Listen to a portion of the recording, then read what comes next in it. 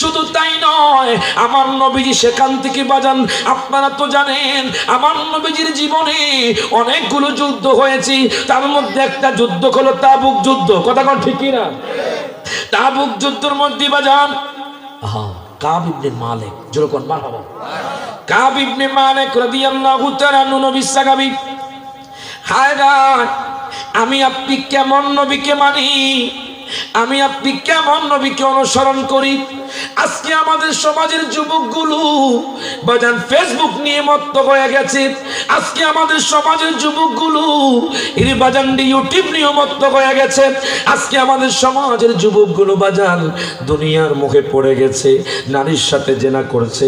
কিন্তু দুনিয়া তো আপনার আপন নয়, এই দুনিয়ার মধ্যে আপনার বাবা আপনার আপন নয়, এই দুনিয়ার মধ্যে আপনার মা আপন নয়, এই দুনিয়ার মধ্যে কেউ আপনার আপন নয়। আল্লাহ তো কোরআনুল কারীমে বলেছেন, ইয়াউমা ইয়াফিরুল মারউ মিন আখি ওয়া উম্মিহি ওয়া আবি ওয়া সাহিবাতিহি ওয়া বানি। হাসর ময়দানে যখন উঠবেন বাজান, যেই মাকে আপনি আপন মনে করছেন ওই মা আপনার আপন হবে না, যেই বিবিকে আপনার আপন মনে করছেন ওই বিবি আপনার আপন হবে না, যেই ভাইকে আপনি আপন মনে করছেন ওই ভাইও আপনার দিক থেকে বাজান মুখ ফিরে নেবে। তাহলে কেন দুনিয়া দুনিয়া করছেন, কেন দুনিয়ার মুখের পিছনে ঘুরছেন? দেখেন কাব ইবনে মালিক রাদিয়াল্লাহু তাআলা নবী সাহাবী হযরত কাব ইবনে মালিক রাদিয়াল্লাহু তাআলা আনহু আমার নবী কয় তোমরা চলো তাবুক যুদ্ধের মধ্যে আমরা যাইব। মনে রাখবেন যুদ্ধ যদি না হতো আমাদের ইসলাম বাজান কায়েম হতো না। হযরত কাব রাদিয়াল্লাহু তাআলা আনহু উনি কয় নবী গো, ও মায়ার নবীজি, ইয়া রাসূলুল্লাহ, ইয়া হাবিবাল্লাহ, নবী গো আমি কিছুক্ষণ পরে আসতেছি, একটু অলসতা করেছে। আমার নবী কয় কাবেরি, আল্লাহ তো কোরআনুল কারীমে বলেছে মা আতাকুমুর রাসূলু ফাখুযু, তোমার আমার দয়াল নবী আমার বন্ধু যা নিয়ে আসছে তোমরা তা গ্রহণ করো।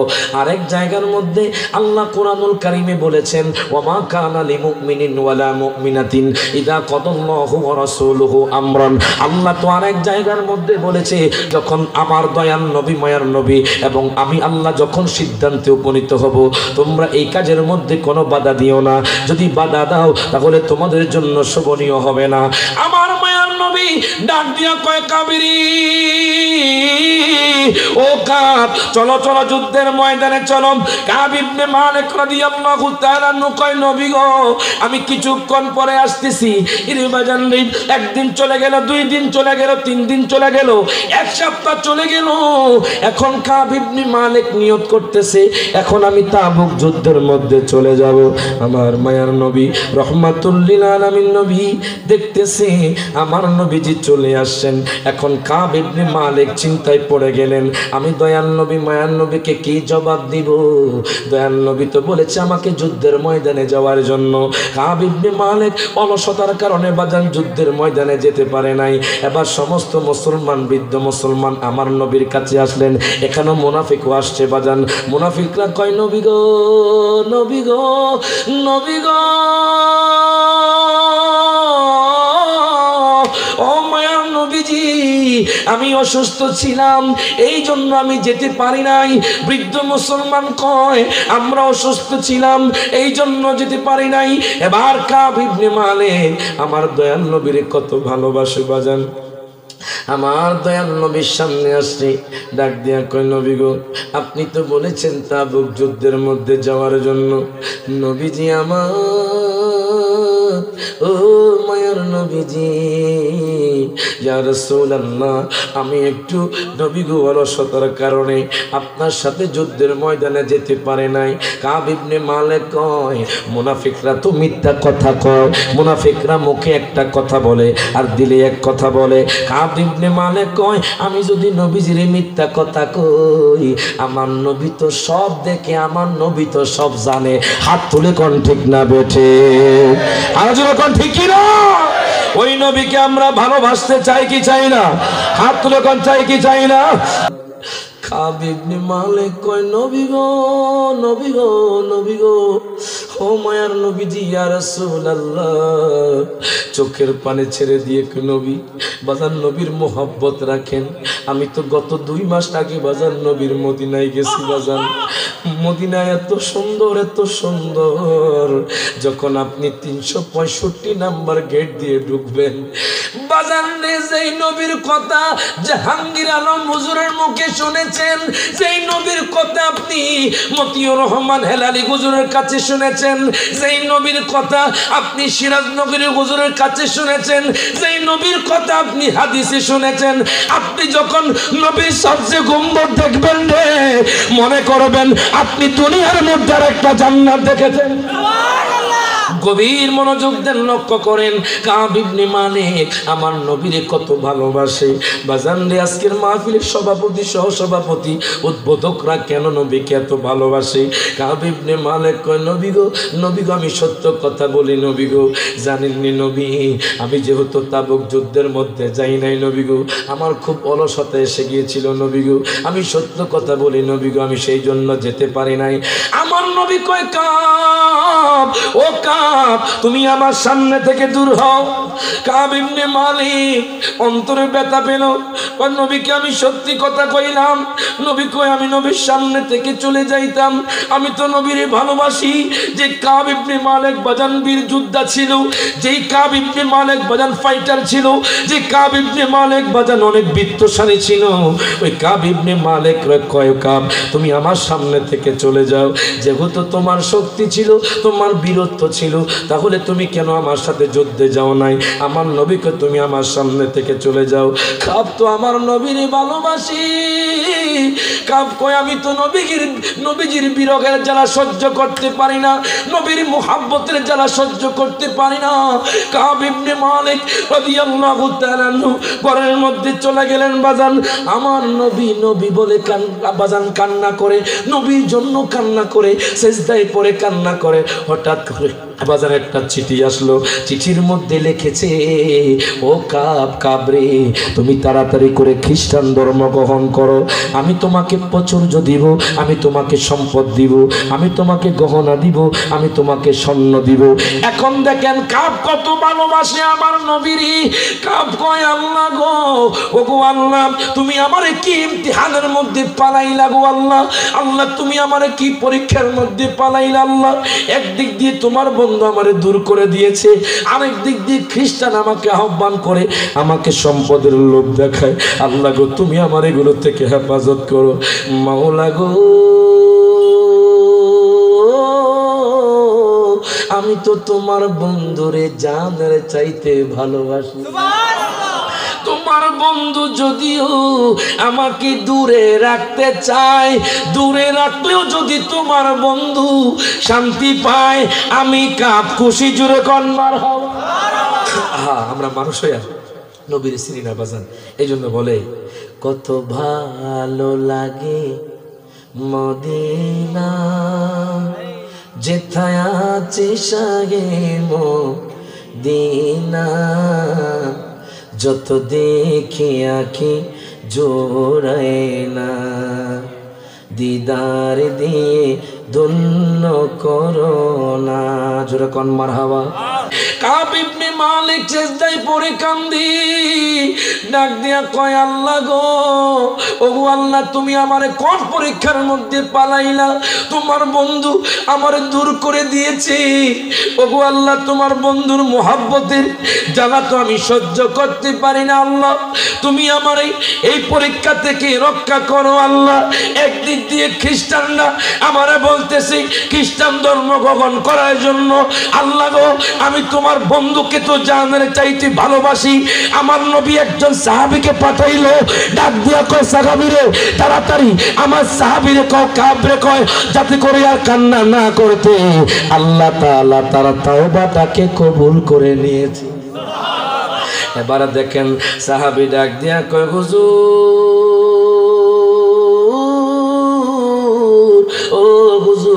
ও কাব ইবনে মালিক আর কান্না করতে হবে না, এদিকে আসেন, আমার নবী আপনাকে তলব করেছি, আমার নবী আপনাকে ডাক দিয়েছে, আমার নবী বলেছে নবীর কাছে যাওয়ার জন্য।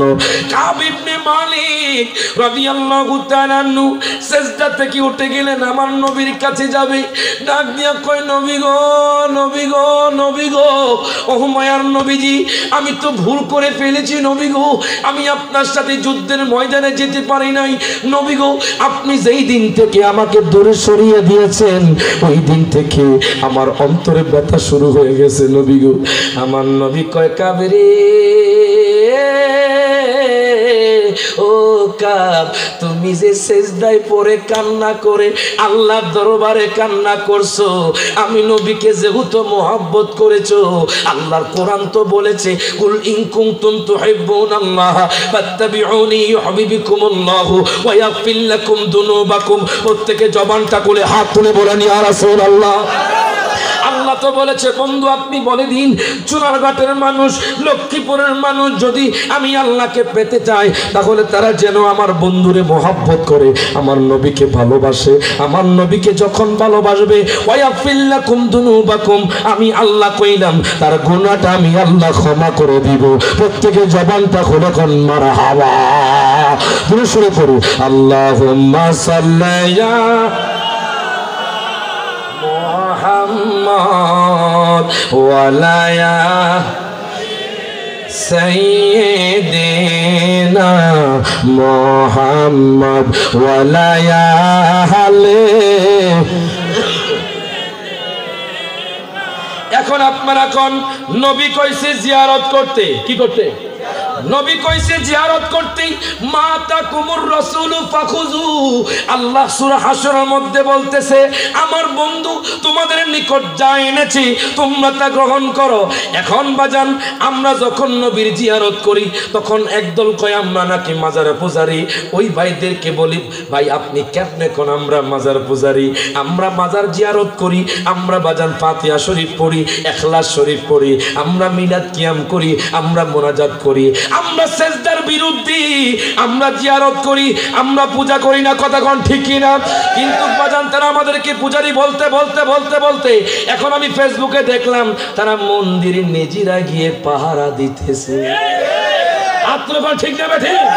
মন্দির পাহারা দিয়ে আল্লাহ জানান দিচ্ছি তোমরা নাসির উদ্দিন সিপাহসালাকে তোমরা গালি দিচ্ছ, তোমরা শাহজালাল শাহপরানিয়া মনিকে গালি দিচ্ছ, তোমরা শাহ আমানত শাহকে গালি দিচ্ছ। আমি আল্লাহ তোমাদেরকে এমন ভাবে সিস্টেম কইরা দিলাম, এতদিন পর্যন্ত অলির ভক্তদেরকে পূজারি কইছো, আমি আল্লাহ তোমাদের নিজেদের পূজারি বানায়া দিলাম। হাত তুলে কোন ঠিক না বেঠে? দেখেছেন আপনারা মুর্শিদপুর দরবার শরীফে তারা এমন হামলা করেছে, দুঃখ লাগে কষ্ট লাগে, নাম নিচ্ছি না বাজান, বাতিল ফেরকারা এমন ভাবে হামলা করেছে মসজিদের মধ্যে আগুন লাগিয়ে দিয়েছে। যেরকম নাউজুবিল্লাহ, আপনি যখন 1971 সাল থেকে দেখেন এই পর্যন্ত এমন কোন নজির নাই যে মাজারের মধ্যে হামলা দিয়েছে, মসজিদের মধ্যে হামলা দিয়েছে, মসজিদের মধ্যে আগুন লাগিয়ে দিয়েছে, মাজারের বাজান সবকিছু লুটপাট করেছে। এখন আমরা চিনতে পারলাম আপনারা গরু সুর এবং ছাগল সুর হয়ে গেলেন। আপনারা কোন ঠিক না বেঠি? আপনারা ট্যাক্সি সুর হয়ে গেছেন, গরু সুর হয়ে গেছেন, ছাগল সুর হয়ে গেছেন। মনে রাখবেন আল্লাহর বলিরা আছে তো বাংলাদেশের মুসলমান আছে, যদি আল্লাহর বলির বিরুদ্ধে যদি আপনি কোনো কটূক্তি করেন, মাজার ভাঙতে যান, আমার নবীর হাদিস সহিহ বুখারীর হাদিস মান আদালি ওয়ালিয়ান ফাকাদ আযানতুহু বিল হারব। হাদিসে কুদসির মধ্যে নবী বলতেছেন আল্লাহ বলে যেই ব্যক্তি আমার বন্ধুদের সাথে শত্রুতা পোষণ করলো আমি আল্লাহ যুদ্ধের ডিক্লার দিলাম। তখন যারা আল্লাহর বলিদের মাজার ভাঙবে অচিরেই তাদের উপর লানত পড়বে। হাত তুলে কোন ঠিক না বেটে? জোরে কোন মারহাবা। আল্লাহর বলিরা আল্লাহ ভালোবাসেনি, মজরে কোন ভালোবাসেনি। এ বোঝেন না, কিছুদিন আগেও তো বাজান অনাবৃষ্টি, এক সপ্তাহ ধরে, কথা কয় না, কথা কয় না, এক সপ্তাহ ধরে বাজান বৃষ্টি। কি কি দেখছেন? বাংলাদেশের অবস্থা কিন্তু ভালো না, কথা কয় না, কথা কয় না। বাংলাদেশের মধ্যে এখন জেনা বেড়ে গেছে, আছে না নাই? অমক ফলা অমক জামাইয়ের বউলের ধাই যায়, কথা কোন ঠিক কিনা? ধাই যায় আমাদের বিবাহ করে, দেখেন জিনা বেড়ে গেছে। আমি আমার এই লক্ষ্মীপুরের ভাইদেরকে বলতে চাই, যখন আপনার সন্তান প্রাপ্তবয়স্ক হবে আপনার সন্তানকে বিবাহ দিয়ে দেন। দেখবেন সমাজের মধ্যে আর কোনো বাজান আপনার জেনা হবে না, সমাজের মধ্যে বউ তালাক হবে না, সমাজের মধ্যে বউ ভেঙে যাবে না। হাত তুলে কোন ঠিক না বেঠিক? আপনার সন্তানকে যখন আপনি বিবাহ দিবেন তখন আপনার সন্তানের মধ্যে একটা দায়িত্ব আসবে, বলবে হায় হায় আমার তো সংসার আছে, আমার তো বিবি আছে, আমি কেন অন্য নারীর দিকে আমি চোখ দিয়ে তাকাবো? কথা কোন ঠিক না বাজান রে? এই জন্য বলে যুবক ভাই, আপনি নবীকে অনুসরণ করেন, নবীকে মোহাব্বত করেন। যারা বলে মাজার জিয়ারত জায়েজ নাই, তাদেরকে বলছি দলিল দলিল দলিল। আল্লাহর কোরআন বলতেছে ওয়ালাউ আন্নাহুম ইয যালামু আনফুসাহুম জাউকা ফাস্তাগফিরুল্লাহা ওয়াস্তাগফারা লাহুমুর রাসূল লাওয়াজাদুল্লাহা তাওয়াবার রহিমা। প্রত্যেকে জবানটা খুলে কোন মারহাবা। গভীর মনোযোগ। তারা আপনারা কয় সোনারঘাটের মানুষ, তারা মাজার পূজারি, তারা কেন নাসির উদ্দিন সিফাসালার মাজারের মধ্যে যায়? তারা আমাকে আপনাকে বলে মাজার পূজারি। এরা মাজার পূজারি না বাজান। আল্লাহর কোরআন সাক্ষী দিচ্ছি, যখন তোমরা গুনাহ করবা, গুনাহ করতে করতে করতে করতে করতে তোমাদের অন্তরটাকে কালো বানায়া ফেলবা। আমি আল্লাহ বললাম যাউকা, তোমরা আমার বন্ধুর দরবারে চলে যাও। জোরে কোন মারহাবা।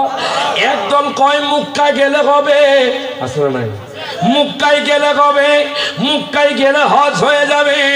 এর বাজাম বুঝলাম আমি তাওয়াফ হলো মক্কায়, সাফা মারওয়া সাই হলো মক্কায়। আমি বুঝলাম আরাফাও মক্কা, মিনাও বাজান মক্কা। বুঝলাম হজের কার্যক্রম যদিও মক্কাতুল মুকাররমায়, কিন্তু কবুল হবে মদিনার মধ্যে। হাত তুলে কোন ঠিক না বেঠে? কবুল হবে মদিনা শরীফের মধ্যে। মদিনা শরীফ যায় যদি আপনি নবীর রওজা জিয়ারত না করেন, তাহলে আপনার রওজার মধ্যে আপনি যে বাজান যে কার্যক্রম করলেন, হজের কার্যক্রম, ওই হজের কার্যক্রম আল্লাহর দরবারে কবুল হবে না। আল্লাহ বলতেছে দুনিয়ার মানুষ রে, ও দুনিয়ার মানুষ, যখন তোমরা গুনাহ করতে করতে করতে করতে করতে করতে তোমাদের অন্তরটাকে কালো বানায়া ফেলবা, আমি আল্লাহ কইলাম যা ওকা তোমরা চলে যাইবা আমার হাবিবের দরবারে।